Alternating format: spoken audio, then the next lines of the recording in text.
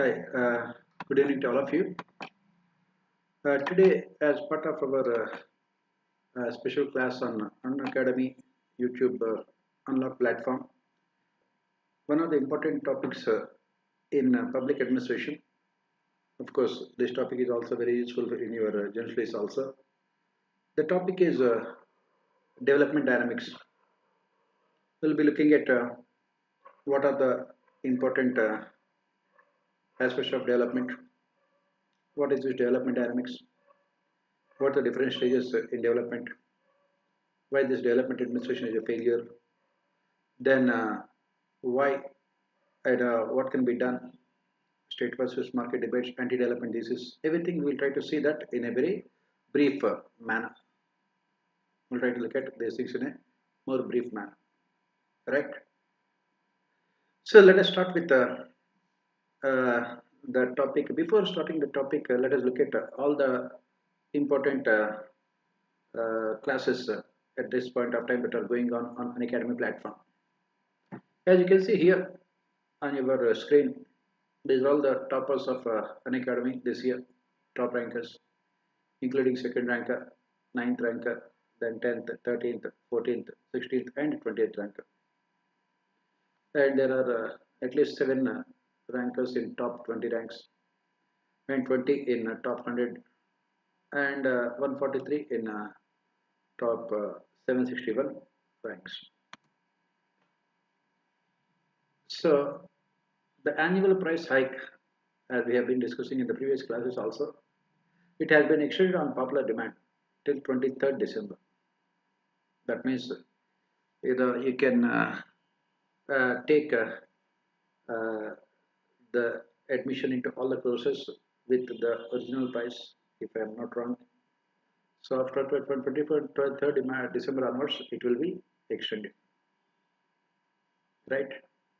So it will be price hike will be on 1 year and above 3,000 rupees plus combo subscription.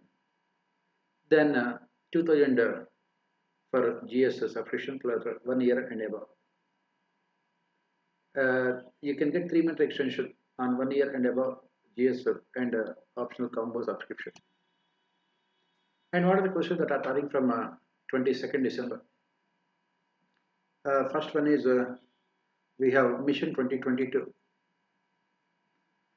This is for I'm sure it is for English medium batch, or then Lakshya 2022.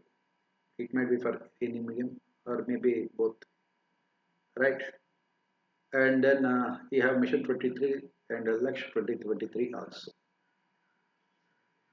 You will be getting 20 GS books as per the latest trends of UPSC as part of these batches and as part of these courses. Then optional carnival. The 6 optional courses were launched from 8 December, and 4 more courses were launched from 15 December.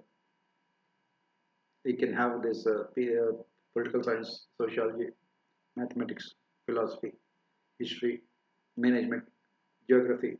These were all the courses that were launched on 8th and 15th December. 15th December means yesterday. Then you also have a free test series. It is absolutely free.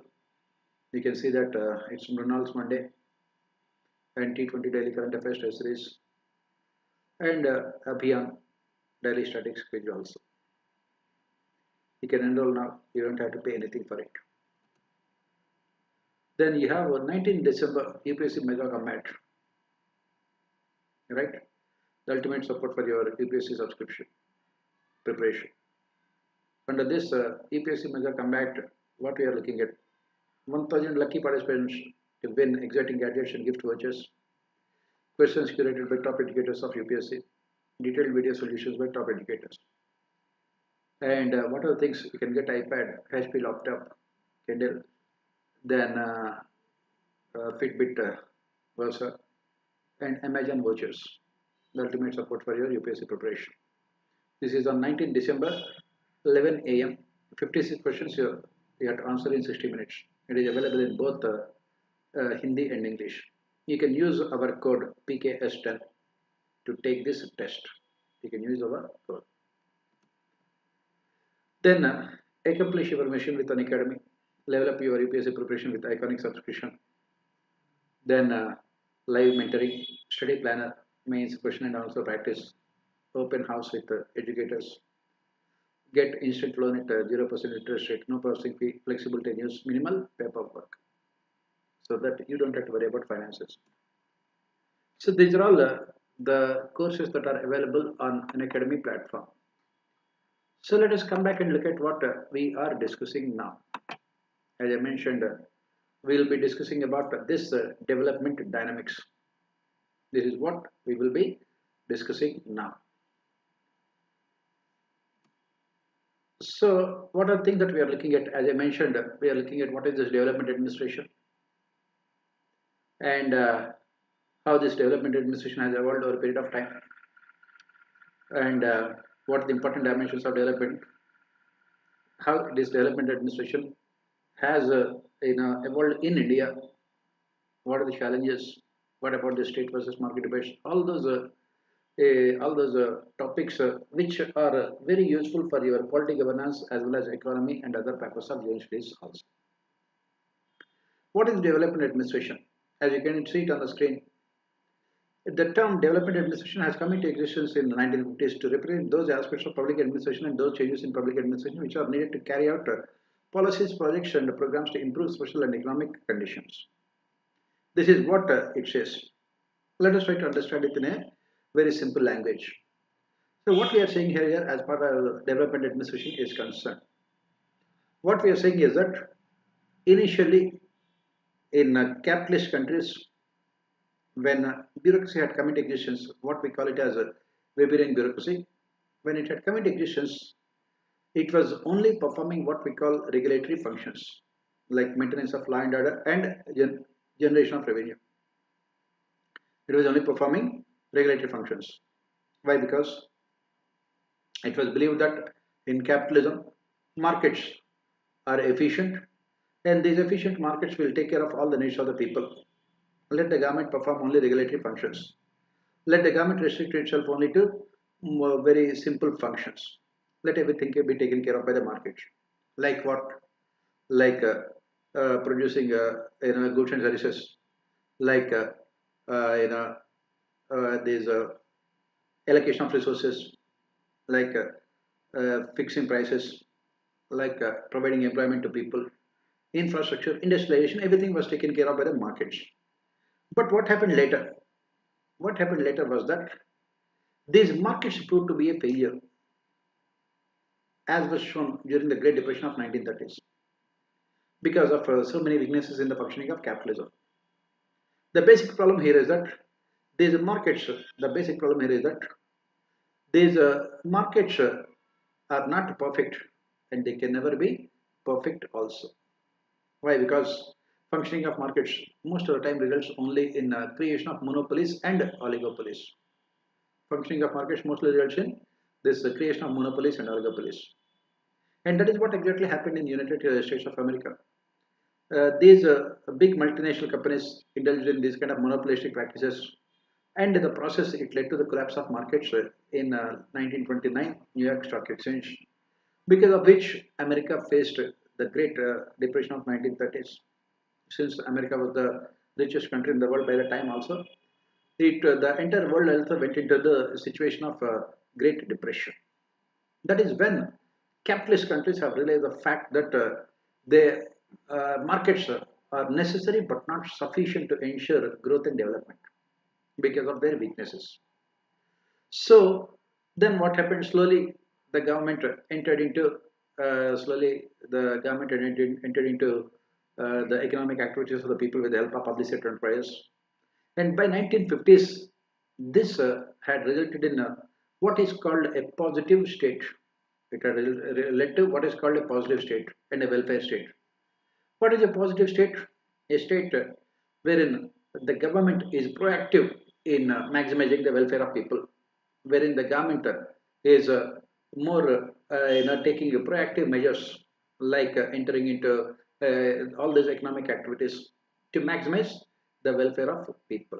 This is what we call a positive state as part of welfare state.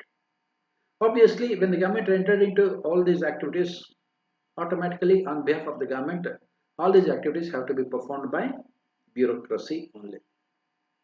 And that is when the concept of development administration had come into existence. When the government was asked to perform all these developmental functions because of the failure of markets, when the government was asked to perform all the developmental functions because of the failure of markets, bureaucracy was given the responsibility of performing all these functions. Earlier, bureaucracy was only performing regulatory functions. Now, it has been asked to perform developmental functions. It has been asked to perform developmental functions. And that is when the concept of development administration had come into existence. As you can see here, on the screen also, which are needed to carry out policies, projects, and programs to improve social and economic conditions of the people. Then, I said why development administration is important. Why? Because implementation of these policies, programs, and projects is what that really determines what is called inclusive and sustainable growth of any country. As we have mentioned just now, markets and capitalism is necessary but not sufficient. Why? Because this capitalism and markets, they can ensure economic growth. They can ensure economic growth, but they cannot realize the objectives of inclusive growth. Why? Because as we see in all over the world, as part of capitalism, what happens is as and when economic growth takes place, it always results in rich people becoming richer and poor people poorer. It always results in widening inequalities in the distribution of income and wealth. Because whenever this market dominate the economic activities of the system, society, uh, the owners of factors of production, what we call them as these capitalists, are the ones whose profits will go at a much higher proportion rate than the salaries of these wage earners. That is the reason why the rich people will become more richer. On the other hand, whenever this economic growth takes place, inflation will always be accompanying the growth, and because of which poor people will automatically become poorer also. And that is the reason why we need development administration. This development administration is needed because we must reduce the inequalities in the distribution of income and wealth. We must ensure sustainable development. We must protect the weaker sections of interests of weaker section of society. We must ensure that the poor people are is protected from the vagaries of market, the uncertainties of market. That is why we need say that we need development administration. And it is very important for a country like India. I don't have to say why, because according to the latest report of United Nations Multidimensional Poverty Index, 385 million people are living below poverty line in India under MDPI. Latest Niti Aayog report also says that more than 50% of Bihar population is extremely poor. So that is the reason why this development administration becomes very, very important. Why? Because we need this development administration to reduce these inequalities to ensure inclusive and sustainable growth. Then what are the important features of development administration? As we say, Kaiden, one of the important administrative thinkers, he says that development administration is action-oriented, goal-oriented, and change-oriented administrative systems. The most important feature of development administration is that it must bring about changes in the society. What kind of changes? All kind of changes. Most importantly, economic changes.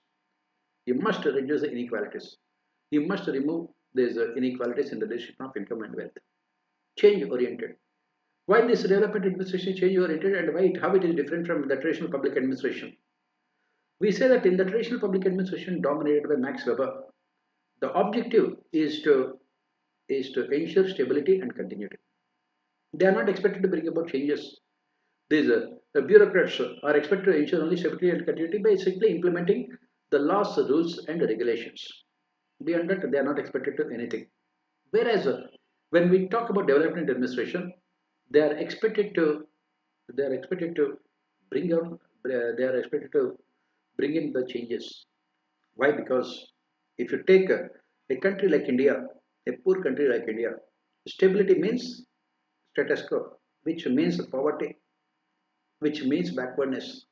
which means unemployment, which means malnourishment among children, which means illiteracy. We cannot afford this kind of stability. We cannot afford this kind of what we call low level of equilibrium. Low level of equilibrium which the country is having at this point of time. What do we mean by this low level of equilibrium? It means that everyone is at a very low level, because since the people are poor, they are illiterate. Since they are illiterate, they don't have any knowledge about governance. And since they don't have knowledge about governance, the government is mostly exploitative in nature. And they don't have any access to better aspects of life like education or health, essential aspects of life like education or health. Because of this lack of access to education and health, they still remain very poor only. That is what we say. This kind of low level of equilibrium is what we see in our societies. So what is required is change. And it is the development administration that is expected to bring about this change. They should bring about all these changes, socio-economic changes is what we say. And how to bring about the changes? It is action oriented. They must perform at the ground level. They must implement the programs and schemes. They must implement the projects and plans. They must be focusing on outcomes. That is what we say change oriented. And it is a change oriented, goal oriented in administrative systems, action oriented. Right? The goal, the objective of development administration is to always empower weaker sections of society, to bring about radical changes in their lives, to make sure that those sections of society prosper as and when the development takes place. That is what we say. Development administration is all about these things. Next, proceeding further, what we say is that this concept of development is multidimensional in nature. What we say that this concept of development is multidimensional in nature. What do we mean by development being multidimensional in nature? What are we saying here? What are we saying here when we say development is multidimensional in nature? What we are saying here is that it has so many dimensions, this concept of development. For example, first and foremost, economic growth. When do we say development? A country is developing. When do we say that a society is progressing very fast? First and foremost, we say it is economic growth in terms of increase in per capita income, increase in GDP, in terms of increase in your infrastructure, in terms of improvement in your industrialization. These are all what we call the indicators of economic growth in terms of your ability to attract investments. These are all the indicators of what we call economic growth. The first and foremost feature of development is economic growth. Then what are the other important features? The next one is political development. What is that? What does it mean? It means that we need to transform our representative democracy into participatory democracy. What is the problem with representative democracy like India? The basic issue with a representative democracy like India is that in our representative democracy, what we see here is that once elections are over, the government can act like a dictator. Once the elections are over, the government can act like a dictator. As long as they have a majority on the floor of the house, they will act like a dictator. What we have in the name of representative democracy is a electoral dictatorship. We have only electoral dictatorship. That is what they say. Why? Because if the Prime Minister or Chief Minister is having an absolute majority on the floor of the house, if the Prime Minister or Chief Minister is having an absolute majority, they can get any law passed. They can come out with any legislation. Why? Because they are not accountable to the people for the next 5 years. They are not accountable to the people for the next 5 years. And how to transform this representative democracy into participatory democracy is what development administration is all about. How can we give opportunities for people to participate in development? How can we give opportunities for people to participate in development after elections also? Because for us, Democracy means only voting in elections. After that, we don't have any kind of mechanism for people to participate in governance. Real democracy should start after elections are over. But unfortunately, in India, democracy starts and ends with elections only. So the question that we have to ask here is, how can we transform our representative democracy into participatory democracy? This is one of the important aspects of development administration. Next important feature of development administration is what we call administrative development. What do we mean by administrative development? What we are saying here is that administrative development means enhancing the productive capacities of administrators. It means enhancing the productive capacities of administrators so that they are able to realize the objectives of development administration. For example, this Weberian bureaucracy that we talk about is known only for performing regulatory functions. They neither have the attitude nor the aptitude. They neither have the attitude nor the aptitude to perform developmental functions, because developmental functions require a completely different set of values and skills. So when we say that administrative development, what we are talking about here is that we should make sure that these administrators possess those skills so that they can implement the developmental projects, they can realize developmental outcomes. For example, take the case of this Mission Karmayogi, which our Prime Minister had spoken about. Mission Karmayogi. Last year, the government had launched this ambitious program. What is the objective of this Mission Karmayogi? Exactly, administrative development, enhancing the productive capacities of bureaucracy so that they can realize the objectives of development administration. Another important feature of what we call development administration. Next, what are the other important features of development administration? Next one is what we call balanced regional development. What do we say here? What is the problem with India? In India, what we say is that whatever the development that is taking place, it is only resulting in widening inequalities in terms of regional development.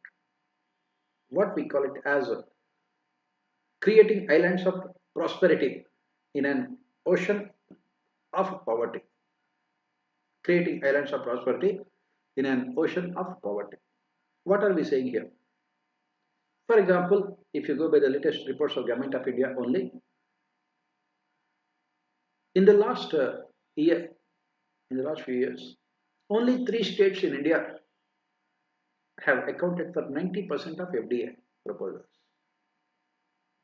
You can imagine. Out of 28 states, only 3 states, which clearly shows that the development process that is taking place in the country is completely lopsided. It is completely lopsided. And that is the reason why what is required is balanced regional development. We must make sure that all the regions of the country are developed simultaneously. Otherwise, it can create so many regional problems. It can result in a demand for more states. It can result in demand for more autonomy. It can result in demand for what we call secessionism also. It can lead to demands for secessionism also. That is the reason why we need balanced regional development. Next important dimension of this development administration. Next important dimension of this development administration is what we call this gender development, gender empowerment. Women, as we know, constitute almost 50% of our population. Unless they actively participate in the development process, there is no scope for any kind of ensuring rapid economic growth and development. They are the most precious human resource. We must ensure that they are getting opportunities to participate in growth and development. Gender empowerment, another dimension of development administration. Next dimension of development administration is environment. What we are saying here, we must protect the ecological systems. What we call it as popularly sustainable development. What are we saying here as part of the sustainable development? What we are saying here is that we must not compromise with the interests of future generations while fulfilling the needs of the present generation. That is what we call this sustainable development, protecting the ecology, environment. This is another important feature of what we call development administration. Very, very important feature. Then next important feature is what we call social and cultural development. Why? Because in a country like India, what we can see is that because of illiteracy and backwardness, there are so many blind traditions and customs which are followed by the people which are completely unscientific and irrational. We must take our society towards modernity. We must make sure that people think rationally, scientifically. They are not blinded by those traditions and customs. And more importantly, we should also make sure that we are you know we should also make sure that we are moving towards an ethical society, moral society. Unfortunately, what happened is this liberalization, privatization, globalization has resulted in materialistic societies. The morals and ethics are coming down. That is the reason why we should also think about this aspect of development administration also. So these are all the different dimensions of development, as we say here. Proceeding further, what is this development dynamics? Then, what is this development dynamics that we talk about? What is this development dynamics? What we are saying here is that development dynamics, as the name itself indicates, how the concept of development has changed over a period of time. How this development administration has transformed over a period of time. How it has changed over a period of time. Please remember that this concept of development had come into existence in America in 1950s. It had come into existence in America in 1950s, right? From then onwards, it has changed over a period of time. What are the changes that have taken place? That is what we say development dynamics. If you look at it broadly, when you look at it this broadly, what we say here is that from 1950s to 1990s, what we have witnessed was what is called state-led development. State-led development from 1950s to 1990s. This is what we have witnessed, state-led development. What are the features of this state-led development? Centralized planning process, top-down approach to implementation, bureaucracy-centric development, economic growth was equated to overall development, monopoly of public sector enterprises, people are treated as perennial beneficiaries of development process, and high levels of secrecy, and the state was only morally responsible for development process. These were all the features of what we call state-led development from 1950s to 1990s. The same thing was followed for these, between these 4 decades, for these 4 decades. And what was the outcome? By 1990s in India, if you look at it, by 1990s, this development administration was a failure. It resulted in massive levels of corruption in implementation of developmental welfare schemes. The government was spending thousands of crores of rupees of money, but it has not resulted at all in any kind of improvement in the lives of the people. In 1975, the then Prime Minister imposed emergency. When after imposing emergency, the constitution was amended to include socialism in the preamble. But unfortunately, that socialism was restricted only to preamble, but not in reality. More than 50% of our population at that point of time, when the constitution was amended, 42nd Amendment in 1976, more than 50% of the people were living below poverty line. You can understand how shallow these words of our, these promises of our politicians. More than 50% of our population was living below poverty line. In 1991, when we opted for liberalization, privatization, and globalization due to the collapse of the Indian economy, if you look at it again, 47% of our population was living below poverty line, clearly showing that this development administration was a failure, clearly showing that the model that we have followed for development administration was a complete failure. And finally, it has failed also when Indian economy collapsed in 1991. We gave a lot of importance to public sector enterprises. We thought that these public sector enterprises would become the engines of growth. We have invested heavily in public sector enterprises. They would be the ultimate instruments that would help us to realize the objectives of socialism. But unfortunately, these public sector enterprises have failed for various reasons. There are so many reasons why they have failed, starting with complete politicization of the functioning of public sector enterprises, high levels of corruption, bureaucracy, dominating public sector enterprise. As we study gold displacement, the bureaucracy which was part of this public sector enterprise was only giving importance to rules and regulations but not in outcomes. The monopoly of public sector enterprise meant that they neither gave importance to uh, either quality of goods and services or the cost of production. And then most of them had also the problem with the geographical disadvantage. That is, they simply could not, either they were set up in those areas where raw material was not available. So all of them combined together made sure that they were a complete failure. The government had taken huge amount of loans to finance these public sector enterprises. The government could not recover even the rate of interest also to be paid on the loans. And the government kept on taking further loans to refinance the old debt, wherein the country went into a situation of debt trap.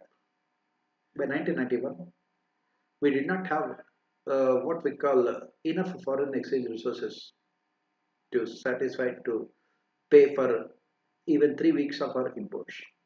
After that, we would have been forced to default on our foreign debt obligations, which was hugely embarrassing for such a big country like India. So, to overcome such a huge embarrassment, we had no option but to take loans from multilateral institutions like World Bank and IMF.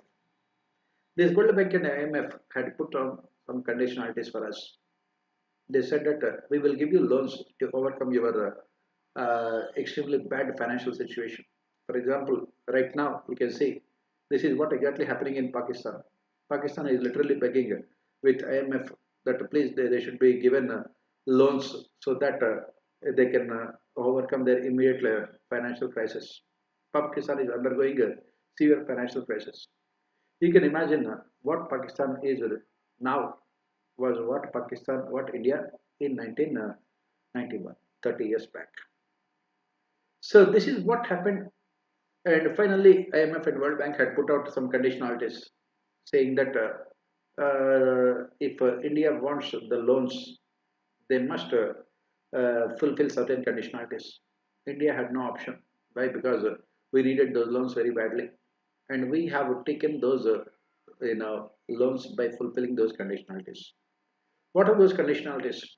Those conditionalities are what we implemented later, also known as liberalization, privatization, and globalization. So they wanted India to open up its economy to the rest of the world, what we call it as globalization. They wanted us to uh, remove this license quota permitters, which had become the citadel of corruption in India, which had been the most important reasons for corruption in India. And they wanted India to reduce its high fiscal deficits by privatizing public sector enterprises. This is what they said. So that is when, by 1991, the profile of our development administration has completely changed. By 1991, the profile of our development administration has completely changed. And what happened? Then, till then, it was the state that had absolute monopoly over development administration.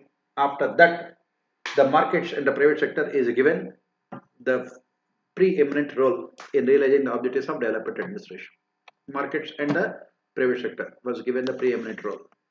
So it was recognized that the private sector and the markets are going to play a very important role in creating infrastructure, in ensuring industrialization, in providing employment to people, in increasing the GDP, and then also overall increasing the per capita income of the people also.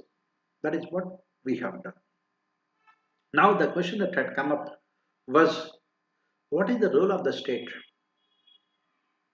in this age of liberalization, globalization and privatization? What is popularly known as the state versus market debate. This state versus market debate had raged during the 1990s and later also. Why? Because what the state must do in this age of liberalization, privatization, globalization. Why? Because before 1991, before 1991, we never had any private sector. Whatever the small private sector that was there, it was controlled by the government through licenses and quotas and permit. Now we have an aggressive private sector. We also have very dynamic multinational companies coming up and becoming part of development process. The question that is being asked, what is the role of the administration in the age of liberalization, privatization and globalization as part of state versus market debate? Ultimately, it is said that the functions to be performed, by the state in the age of liberalization, globalization and privatization are divided. First, those functions which have to be extensively and exclusively performed by the state, even in the worst scenario of global privatization. That means these functions, these activities can never be transferred to the private sector. These functions can never be given to the markets, irrespective of what kind of globalization that we have or privatization that we have. What are those functions? Very simple. State has to perform the function of law and order. It cannot be given to the markets. You cannot have a police sponsored by Reliance Industries Limited. You cannot have CBI sponsored by Adani. Those things cannot be done. You cannot have your army sponsored by other multinational companies. Security, law and order, these functions have to be exclusively performed by only the state. Next, what are the other functions? Lawmaking. You cannot expect a private sector or NGOs to perform this function of lawmaking. Rules and regulations have to be performed. Rules and regulations, making laws, rules and regulations, this has to be done only by the state legislature. It cannot be delegated to the private sector. These have to be exclusively performed. They have to be exclusively performed. Nobody can perform these functions. That is what they say. It has to be performed only by, it has to be exclusively performed by the state. Next, international relations. You cannot delegate these things to the private sector. International relations. It has to be done by the government only. It has to be done by the state only. And then you can take up other functions which are to be exclusively performed. What are the other activities which have to be exclusively performed? Environment, sustainable development. You can have participation of NGOs. Ultimately, it has to be done by the state only. It is the responsibility of the state. For example, when Supreme Court of India is looking into air pollution in Delhi, it is not blaming the NGOs. It is not blaming the private sector. It is saying that what you are doing, it is asking the government what you are doing, because it is the responsibility of the government, not anyone else, to protect our ecological systems. That is what we say. These are all the functions which are to be exclusively performed by the state, even in the worst case of liberalization also. Even in the worst case of liberalization also. That is what we say.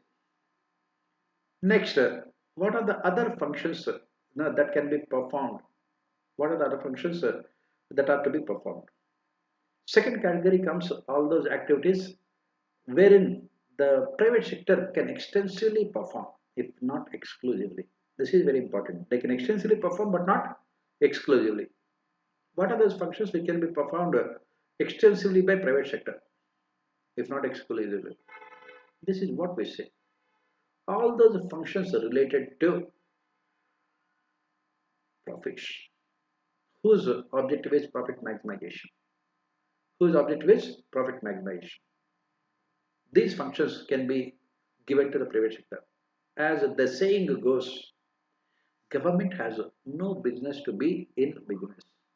Simply, the government has no business to be in business. All these functions have to be can be performed by the private sector. That is the reason why now we are talking about privatization. That is the reason why the government is also saying that let us privatize public sector enterprise. Let us concentrate only on welfare activities. Let us concentrate only on disaster management activities. Let us concentrate only on tax collection activities. Let us concentrate only on disaster management and inclusive growth activities. That is what we say. That is what we say. And this is what it is said that all those activities which are related to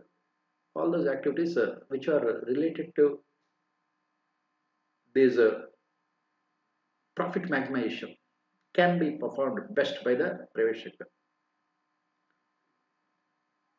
Yes, you can say that one, Sunidhi. Yes, a private sector can enter into ISRO also.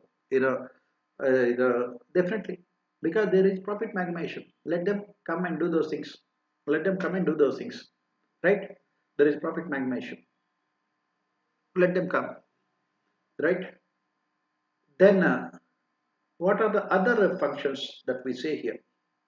The third category is one wherein you can find the government and markets coming together, wherein you can see that both the government and markets coming together to perform what we call it as public-private partnerships. Public-private partnerships. This is what we say. The activities can be divided into these three categories, right? This is what we say. At the end of the day, what is the role of the state? I said, state has to take care of the needs of the poorer sections of society, weaker sections of society who are not covered by the markets. State has to ensure sustainable development. State has to ensure balanced regional development. State has to ensure gender empowerment. State has to bring about socio-economic transformation. State has to protect the interests of it has to protect the interests of there's a small scale sector from domination by multinational companies. State must ensure there's a what we call protect the ecological systems. These are all the functions that have to be performed by the state in the age of liberalization, privatization, and globalization. Now, the next question that we have to ask here is, what is the reason why development administration is a failure in India? Why do we say that? Even after 75 years of our independence also, if we say that 385 million people are living below poverty line in your country, according to the United Nations, this multidimensional poverty index, maximum number of poor people anywhere else in the world are living only in India. 385 million people. After India, it was only these countries like Rwanda, Somalia, wherein the number of Ethiopia, wherein the number of poor people are very less. So obviously, we can say that development administration is not as successful as it should have been in India. After 75 years of independence, also when we are talking about only basic needs like food, clothing, and shelter to our people. That means there must be something wrong with our development administration. There must be something wrong with our development administration. What is that something wrong with our development administration? Why it is a failure? There are so many reasons. Yesterday also we have seen reasons for failure of public policies in India. And all those reasons can be quoted here again as reasons for a failure of development administration in India. First and foremost, all our anti-poverty schemes were not really poverty removal programs. They are not really poverty removal programs. What do we say about them? At best, they are only poverty alleviation schemes. That means through these schemes, what the government is doing is the government is only providing temporary relief to the people from poverty. It is only providing temporary relief to the people from poverty, but not removing their poverty. The government is focusing more on providing subsidies to the people which are only temporary in nature, which can never remove their poverty. The government was not looking at the basic reasons why they are poor and trying to address those basic reasons. Why they are poor? Why? Because they don't have any productive employment. They don't have any income. They don't have any employment and they don't have any income. You can become rich only when you start earning money. But unfortunately for these poor people, they don't have any employment. They don't have any productive employment and they don't have any regular income. Then the next question that we have to ask here is why they don't have any productive employment and why they don't have any regular income. Why? Because they don't have any education. They don't have any education. The next question you have to ask them is why they don't have any education. Why? Because the government has not invested in education. If you remember, in 1950s, India has opted for socialism. Like most of the communist countries, erstwhile communist countries, in 1950s, India has opted for socialism. What is the difference here is that in all those communist countries, in spite of the fact that they were dictatorships and they have opted for communism, they focused on these two things. One is education, second one is health. They created a social infrastructure. They invested heavily in education and health. Unfortunately, in India, since independence, our development administration has simply completely failed to invest either in education or in health. Our development administration was a complete failure in terms of investing in education and health. That is the reason why what we can see here now is that our development administration has failed to transform our demographic bulge into demographic dividend. We have huge amount of population. India can always, in most of the global fora summits, India always says that we are having this advantage of demographic dividend. But where is the advantage here? What kind of advantage you are talking about? We are talking about having what we call demographic liability. Why? Because you have huge amount of population in the working age group between 14 and 16 years. Huge amount of population. But how many of them have necessary skills, knowledge, and education to get productive employment? Why? Because we have never really bothered to invest either in education or in health. They don't have the proper health also to take up productive employment, and they don't have education to get skilled to become part of skilled labor force also. That is where development administration in India is a complete failure. Unfortunately, no government since independence has paid any attention to these problems. They have not paid any attention to these problems. And that is the reason why we say it is a failure. Right? That is the reason why, what we can see here is that poor people will always remain poor only. And they always depend on the government for their survival. The moment the government stops all the subsidies, they will die. That is the kind of very serious situation that we have in. And the government is forced to continue with all those subsidies. Since the government is providing all those subsidies, then almost the entire expenditure of the government is spent only on providing subsidies. There is not much money left with the government to be spent on capital expenditure.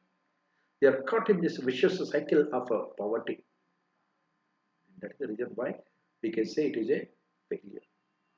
On top of it, we say that it is also a failure because of the fact that what we are witnessing, unfortunately, in our country at this point of time is political populism. Almost every political party in India is indulging in this competitive politics. They keep on announcing all these populistic subsidies, knowing fully well that these subsidies will be causing huge amount of damage to the people in the long term. Knowing fully well that if they keep on giving these kind of subsidies in the long term, neither the central government nor the state governments have any money left with them to be investing in infrastructure, which is necessary for growth and development.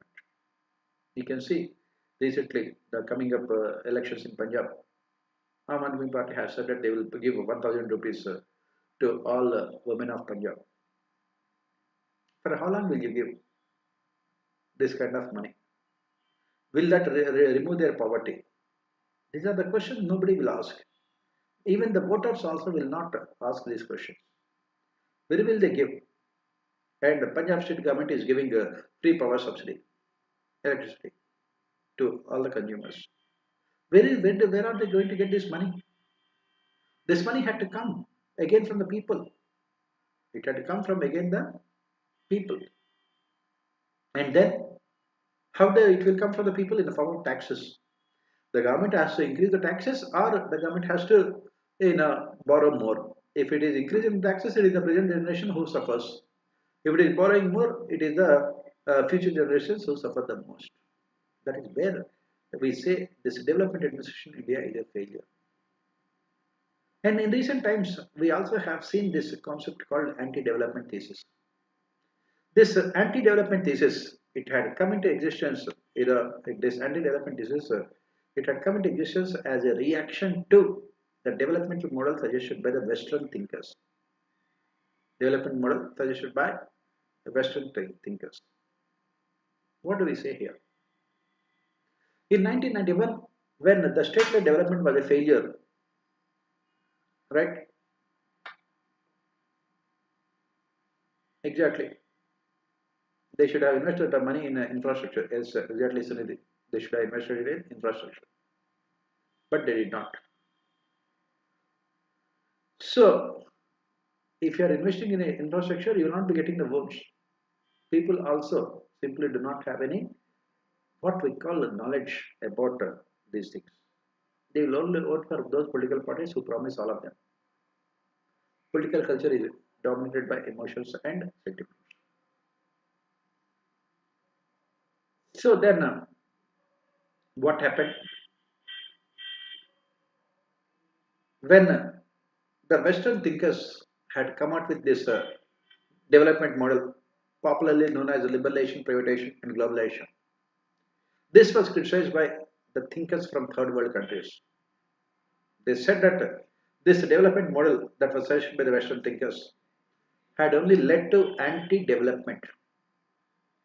It has only resulted in anti-development. They said that this LPG, it has only resulted in Americanization. This globalization is nothing but Americanization. And the name for globalization is Americanization. In the name of globalization, America is imposing its culture, traditions, and customs on the rest of the world. In the name of globalization, America is trying to change the traditions and customs of the countries around the world. Why? Because this homogenization of culture is necessary for the success of this project called globalization for America. Why? Because American multinational companies can benefit only when there is this homogenization of culture. They can benefit only when there is homogenization of culture. That means people all over the world should be eating only American products, should be wearing only American dresses, should be thinking like Americans, so that there will be huge amount of demand for American products, which is also what we call neo-imperialism. Which is what we call neo-imperialism. And this is what these anti-development thesis thinkers have said. They said that the development model that was suggested had only resulted in anti-development. It has only benefited these third world countries. It has only benefited the first world. The third world countries did not benefit out of this model. It has not resulted in any kind of development of these third world countries. And on the other hand, it only resulted in neo-imperialism. Neo-imperialism. And this is what the crux of anti-development thesis. They said that in the tsunami of this globalization, the domestic cultures and traditions were completely washed away in the tsunami of this globalization. But do we agree with this kind of criticism? Mostly we don't. Why? Why? Because this criticism is not empirically valid. For example, in spite of 30 years of globalization in India, we have not become slaves to American products. Definitely, there are demand for American products, but we have been able to retain our own identity. We have been able to retain our own cultures and value system. We have been able to retain our own traditions also. On the other hand, through globalization, what happened is that we have been able to make rest of the world realize our own customs and traditions and cultures. United Nations has agreed to observe this International Yoga Day, which is a contribution of India. And then this is possible only with the globalization. You can see all over the world on International Yoga Day, people doing performing yoga. Indian software industry is one of the most popular industry in the world. Similarly, most of these multinational companies in America right now are headed by Indians only, which clearly shows that whatever the fears expressed by the anti-development thesis thinkers are mostly completely wrong also. There is no empirical validity. There is no question of America dominating the rest of the world. We have moved towards what we call a multiculturalism, multilateralism, wherein almost every country in the world is every country in the world is able to retain its own identity from exploitation by the developed countries. The best example is these WTO negotiations or climate summit negotiations, wherein the third world countries have resisted very strongly the demand of the developed world to they resisted the demand of the developed world to reduce our emissions. We said that they are the ones who are polluting mostly the environment and they should take more responsibility. That is what we have said. We have been able to fight. Yes, Srinidhi, we have accepted foreign culture, but made we also retained our own core values also. Definitely, that is what we can say. So this is what the reason why we say that we don't agree with this anti-development thesis. We don't agree with this anti-development thesis. Then finally, what we have to look at is what should be done to ensure success of development administration in India. Very simple, like what we have discussed yesterday also. What should be done to ensure success of development administration? We must focus on improving our governance systems. Why? Because the most important reason why we are not able to ensure development success of development administration in India is our governance systems are highly inefficient and corrupt. They are very inefficient and corrupt, our governance systems. So what we have to do is that we have to ensure efficiency, good governance, transparency, accountability, participation, consensus, rule of law, so on and so forth. We must make sure that our governance systems have all these features. We must move towards what is called citizen-centric government. We must transform our representative democracy into participative democracy.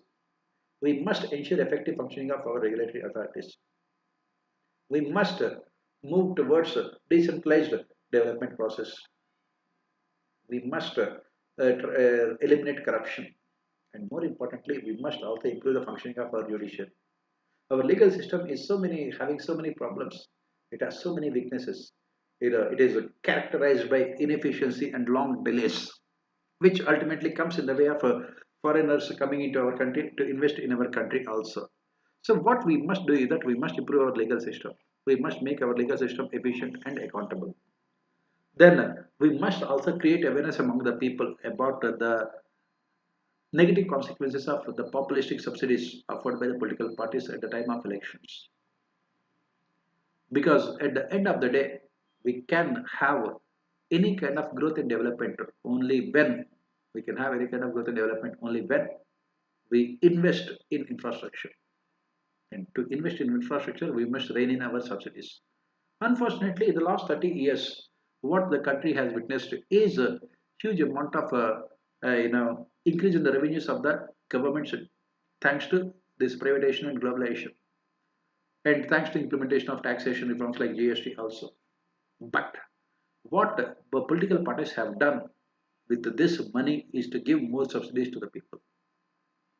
They never really bothered to focus on infrastructure, on capital expenditure.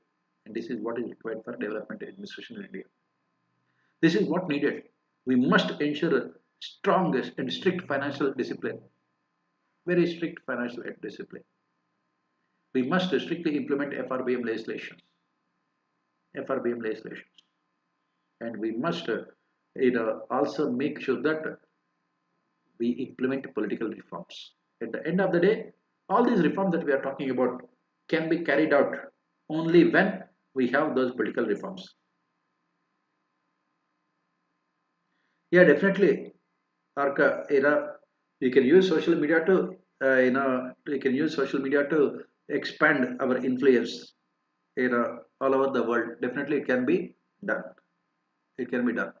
We can do all those things, right? But for doing all those things, the first and foremost thing that we have to do is we must implement reforms in the functioning of our political system. There is too much of a criminalization of politics and politicization of crime. When 43% of your MPs have serious criminal records, you cannot expect any good governance. You cannot expect any success of development administration. And this is where it can be problematic for the country in the future, because it is at the end of the day these political parties and the political leaders who are responsible for implementing any of the reforms. And that is where I think we can stop for today. And tomorrow we will come out with a new topic at the same time. Till then, take care of yourself, and best of luck.